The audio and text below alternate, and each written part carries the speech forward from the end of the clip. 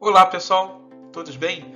Na aula passada nós tivemos uma aula introdutória ao curso de Direito Processual Tributário para a segunda fase do exame da ordem. Na aula de hoje nós vamos corrigir ou mostrar o espelho de correção da minha prova que eu fiz no 33º exame apenas para fazer esse conteúdo. Na prova eu tive uma pontuação de 94% de acerto.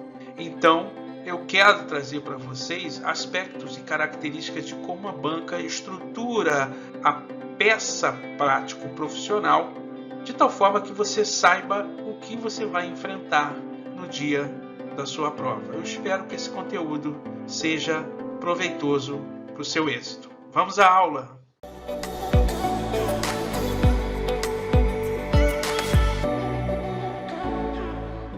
Vamos lá, pessoal, vamos iniciar o estudo da nossa aula 1 de Direito Processual Tributário e, para iniciar, eu trouxe aqui para você uma ilustração de tal forma a facilitar aí o seu entendimento de o que estudar, professor, para ir bem numa prova de direito tributário como um todo e direito processual tributário. Então, vamos lá, dentro do aspecto do exame da ordem, pelo que vem sendo cobrado aí pela banca examinadora, nós temos aí, lógico, na base, o direito material tributário, na base do nosso triângulo, né, o direito material tributário, que tem princípios, conceitos, institutos e normas. E, lógico, dispositivos constitucionais tributários, artigos 145 a 162 da Constituição, e a nossa Lei de Normas Gerais de Direito Tributário, a Lei 5.172 de 1966,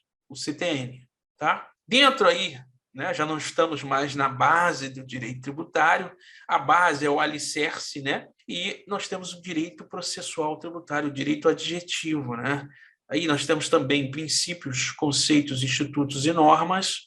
Nós temos a Lei 13.105 de 2005, que é o nosso Código de Processo Civil, a Lei 6.830 de 1980, a Lei de Execução Fiscal. Você deve conhecer essas leis para ir bem numa prova de direito processual tributário. E é lógico, orbitando todo o nosso triângulo, nós temos aí a Lei Candir, a Lei Complementar 87 de 1996, que trata aí de normas gerais no que tange ao ICMS.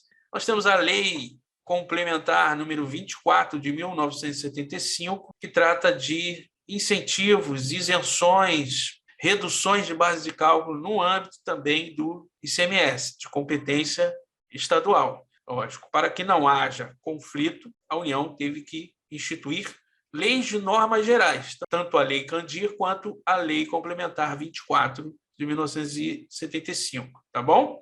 Nós temos a Lei Complementar número 116 de 2003, que traz normas gerais sobre o imposto sobre serviço de qualquer natureza, o imposto de competência municipal. Nós temos a Lei 8.137 de 1990, que trata de crimes contra a ordem tributária.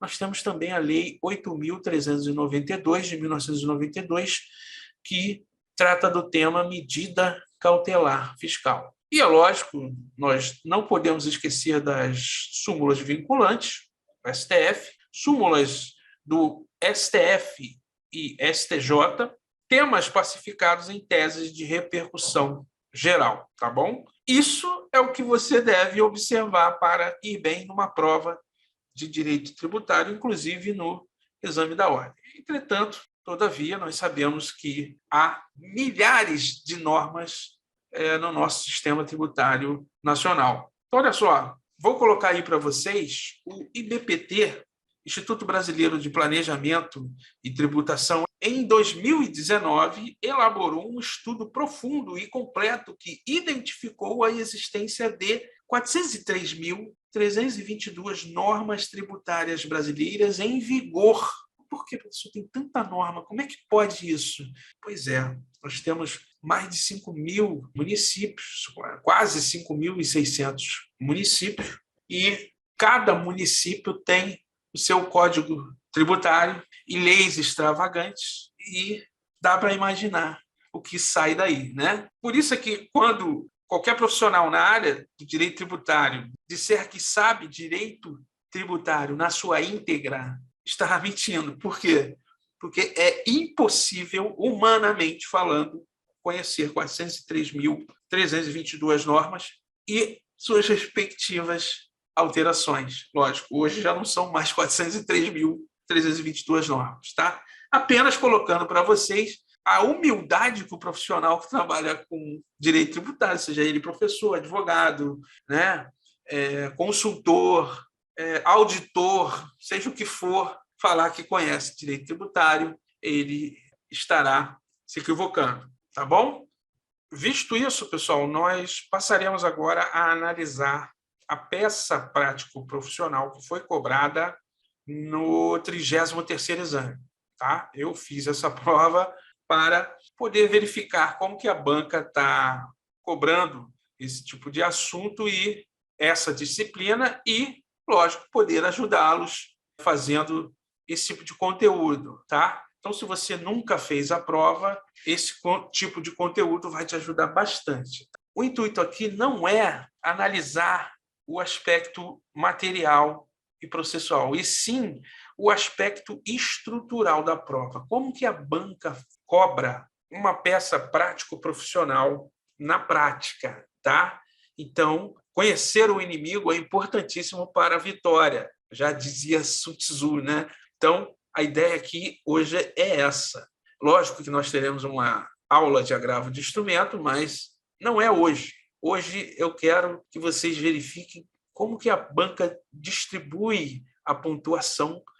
Nós falamos que a média para você ser aprovado na segunda fase é 60%, ou seja, a prova variando 10, você tem que acertar 6 ou mais. Diante disso, só a peça vale 5. Então, nós vemos aí a importância da peça prático-profissional. Então, olha só, eu fiz a prova aí, ó, e obtive uma nota aí de 94% de acerto, tá? E eu quero trazer para vocês como que eu realizei na prática a prova. Olha só que interessante, ó. Eu visualizei, assim que eu peguei e li a problemática, nós sabemos que nós já falamos na aula 0, na introdução, que a banca trabalha sempre com situações de problema, então ela vai sempre te apresentar uma problemática. E, em regra, você estará atuando para o contribuinte ou responsável tributário, tá? E é lógico que na problemática, para que você advogue, a banca necessariamente terá que, no enunciado, te apresentar ilegalidades, sejam elas formais ou materiais. Daí porque você conhecer o direito material tributário é importantíssimo. Nós já estamos na 32ª aula, tá? Tudo gratuito aqui para você no canal.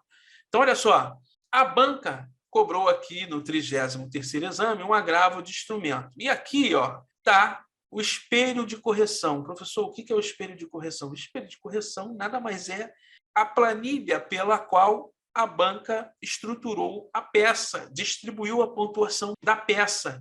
E, lógico, quem possui primeiramente esse espelho de correção? Os examinadores que estão corrigindo as peças, né? Nós sabemos que a folha, o caderno de correção definitivo vem com um código de barras. Vocês vão ver aqui nas próximas folhas que eu vou mostrar. E o candidato não é identificado.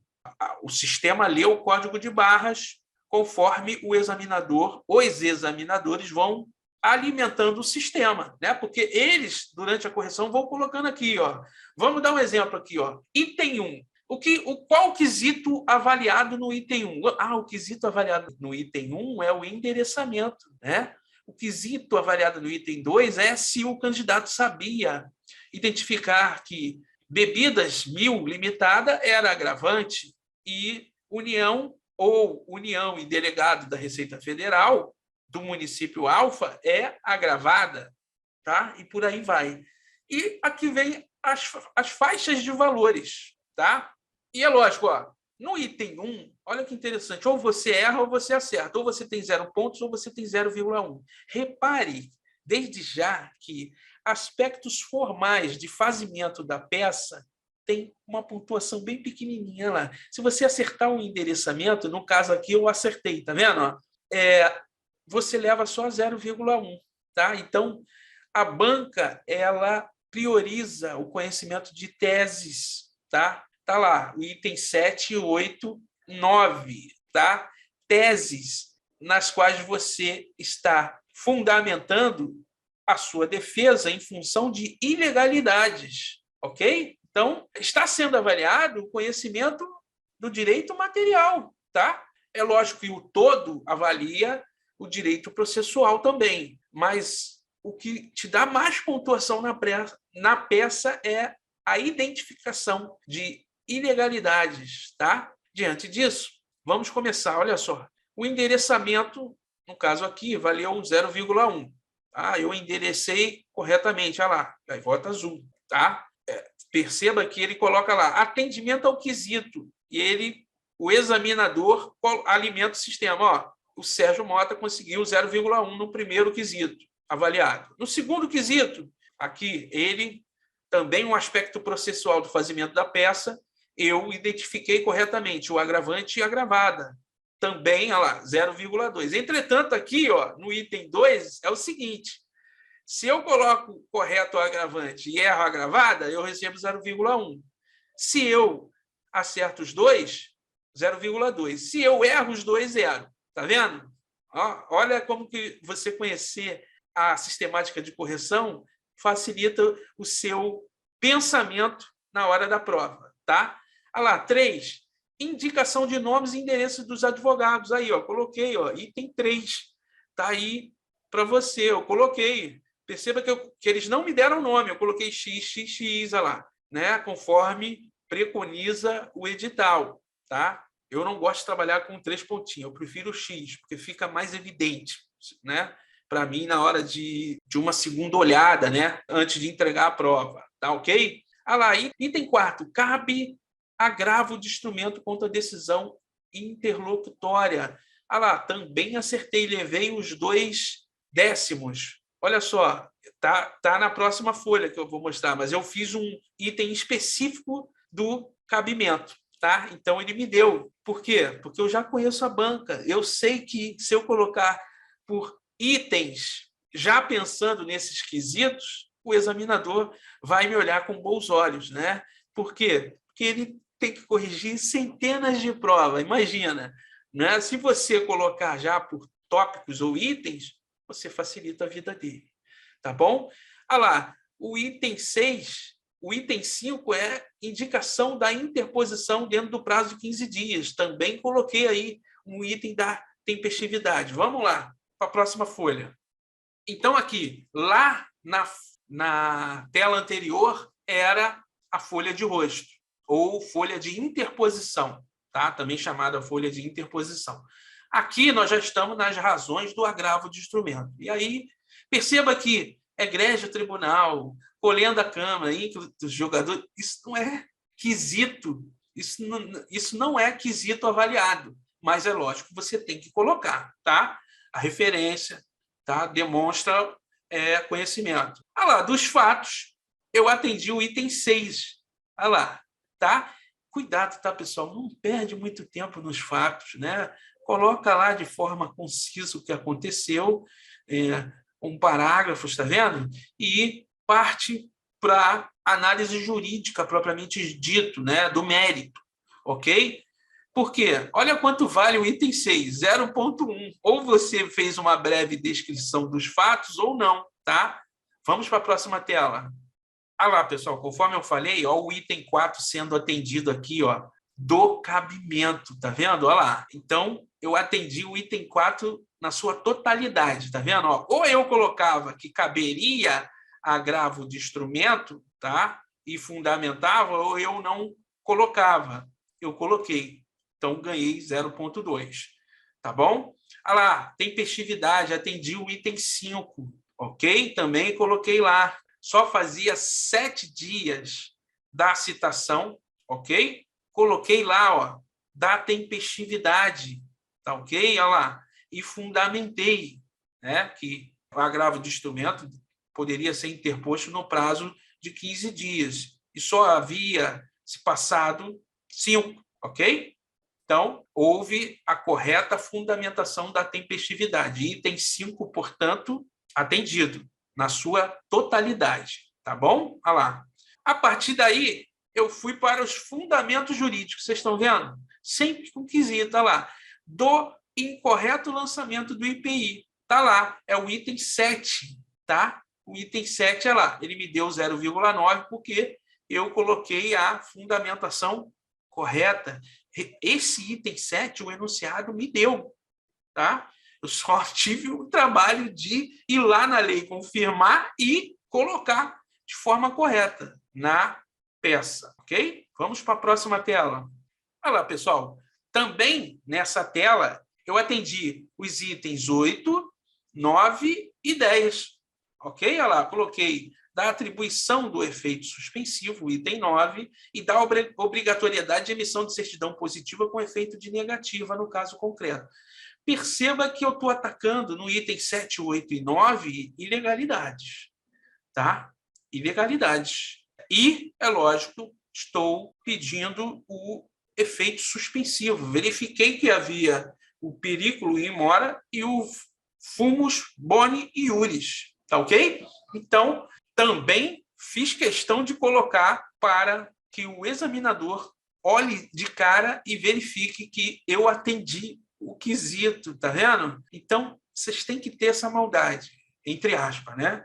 Esse conhecimento, ok? Olha só, olha lá, dos pedidos também acertei, já estamos no item 10, ok? Olha lá, já 0,4. Os pedidos também são pontuados de forma relevante, tá? Só o item 7, 8 e 9 somados dá 54% da pontuação da peça prático-profissional, tá? Para vocês verem como que a banca prioriza o conhecimento da fundamentação jurídica, tá bom? Então, atendi sim no item 7, 8 e 9 a fundamentação jurídica, tá? Vamos para a próxima folha. Ah lá, pessoal, aqui eu já estou fechando a peça, tá? Perceba que eu errei o quesito 11, tá? E, consequentemente, não levei a pontuação, olha lá, zerei, tá? Por quê? Eu só tinha a possibilidade de ou acertar o pedido ou errar totalmente o pedido, tá? Nesse caso, eu errei, tá?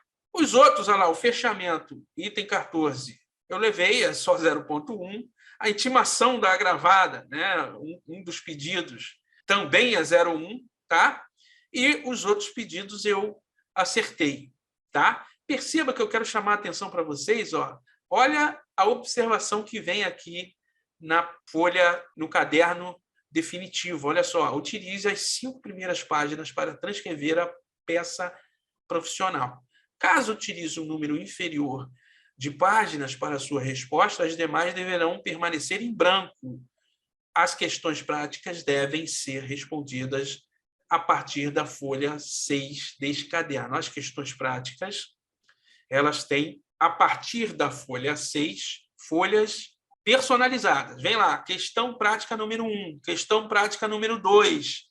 Cada questão são 4 questões, então são 4 folhas. Se você responder uma questão na folha errada, você não tem a totalidade da pontuação dessa questão, porque você preencheu na folha errada, tá? Então, cuidado com isso, você tem que ter uma certa atenção. Olha lá o que eu falei, ó. É código de barras, tá? E você tem 150 linhas para fazer a peça prático-profissional, tá? Eu, dos 5 pontos aqui, ó, eu levei 4,6, ok? Uma pontuação aí razoável, tá? E, lógico, que eu já tendo sido aprovado na OAB, eu fiz a prova, né, mais tranquilo, eu não estava preocupado, né? Tem essa questão também, tá bom? Então, se você nunca fez a prova, agora você viu uma correção, tá, da peça prático profissional. Eu quero trazer aqui para vocês, vou colocar aí, uma observação, tá, pessoal? Eu vou colocar essas observações aí durante o curso para chamar a sua atenção. Olha lá. Olha só. Não rasure a prova, rabiscando totalmente a palavra ou frase de tal forma que fique um borrão. Porque isso pode ser identificado, isso pode ser considerado que você está marcando a sua prova, tá? Isso não é admitido no edital e você pode ter a sua correção totalmente desconsiderada, tá? Olha lá, caso você erre palavras ou frases no caderno de resposta, coloque-as entre parênteses e risque-as com apenas um traço no meio.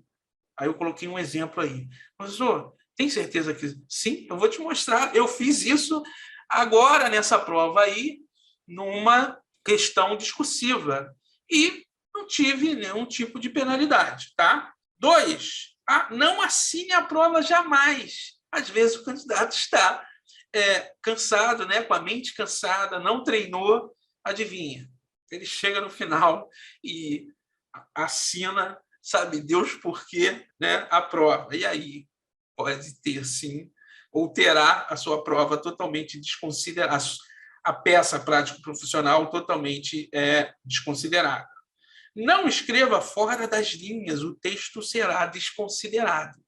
Tá? Fora dessas linhas aí, dessas pautas, você não pode escrever. Tá? Não invente informações. Pessoal, não invente informações. Tá? Se atenha ao que foi dito pelo examinador na situação problema. E 5, preserve a coerência com a situação problema apresentada e seja conciso ou concisa. Não escreva muito. Perceba que eu não escrevi muito e quase cheguei ao final das 150 linhas. Por quê? Porque a minha letra é grande, tá? Eu poderia ter feito uma letra menor? Poderia, mas não fiz porque eu já tinha treinado antes. Eu já sabia que escrevendo dessa forma eu não ultrapassaria o número de linhas. Ok, pessoal? Então, nós analisamos de forma apenas estrutural como que o examinador utiliza aí o sistema que dá a ele os quesitos, né? Mostra para ele a prova escaneada e abre os quesitos para que ele avalie o candidato. Então, por favor, facilite a vida do examinador. Tenha em mente que a sua peça prático-profissional vai ter entre 12 e 15 quesitos, tá? Nesse caso aqui, nós temos 14, tá vendo? Mas, dependendo da peça, isso pode variar, tá? Mas tenha em mente que vai ter sempre entre 12 e 15 quesitos. E tente fazer, né? Lá no caderno de rascunho, eu fiz apenas os quesitos. Eu botei o endereçamento. 2, agravante e agravada. 3, a indicação dos nomes dos advogados. Não posso esquecer na folha de rosto. Eu botei lá, tem folha de rosto, folha de interposição? Tem. Agravo de instrumento? Tem. Né? Enfim, por aí vai. Então, se você tiver isso em mente, você vai fazer uma prova melhor. Ok? Outra coisa, pessoal, que eu quero falar com vocês é o seguinte, não sei se vocês repararam, né? Porque eu recebo, às vezes, estou corrigindo algumas peças de alunos e o pessoal pergunta, professor, quantas linhas eu pulo? Vocês repararam que a quantidade de linhas que você pula não é quesito avaliado? Então, às vezes, eu vejo os alunos um pouco nervosos com quesitos que não são avaliados. A quantidade de linhas, eu só pulei uma linha de um item para o outro e não tive nenhum tipo de penalidade, ok? Então, cuidado com isso, tá? Cuidado com o excesso de preciosismo que às vezes te atrapalha na hora da prova, tá? O meu conselho é o seguinte, escreva, tá? Escreva.